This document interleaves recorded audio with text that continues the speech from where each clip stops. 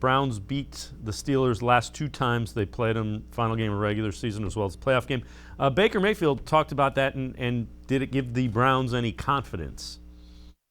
I think that was big, because division opponent Steelers, they've been, the face of the division for a while. It's just always a physical game, and so you saw that physical battle, and you saw the running game of what that was, and flashes of our potential. But none of that carries over into this year. So, it gave us confidence last year, but we've had to hit the reset button because we're sitting right here at 4-3. And again, that's kind of where they are. So when you look at this game, what do you see as the keys for the Browns to come away with a win against Steelers, first division game of the year? Be true to their identity. I think that's in my estimation, that's what I'm saying, is be true to their identity, both offensively and defensively. Offensively, run the football. It'll help Baker Mayfield, who I expect to play in this game. It'll help Baker Mayfield. It'll help the passing offense. It'll help everything if you can run the football. Offensive line's got to be ready to go. Nick Chubb's got to be ready to go. Dearness Johnson's got to be ready to go. Establish your identity in the run game and let everything go from there. Defensively, be that team that gets to the quarterback. Use Miles. Use Jadeveon Clowney. Get to the quarterback. Be great against the run. That's what they've done all year. They've been great against the run. And if you can get to Ben Roethlisberger, and you can be aggressive against Ben Roethlisberger, that'll open up so much more for you. So I think they need to stick to their identity to win this game. Again, run the football.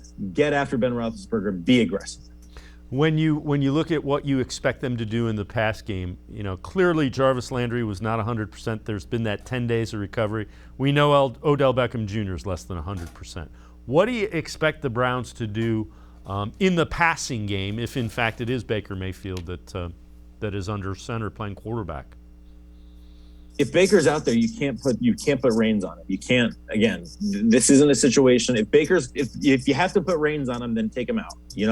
This is a divisional game. You want to be able to do everything you can do in your offense. So if he's going to go out there, he is expected, and there are no excuses. That's the problem here, is that if he goes out there, he has no excuses to not play his best football. I don't want to see them, hamstringing him and making, him make 2-yard throws. I want to see him being Baker Mayfield. So I expect a little bit of that. I do.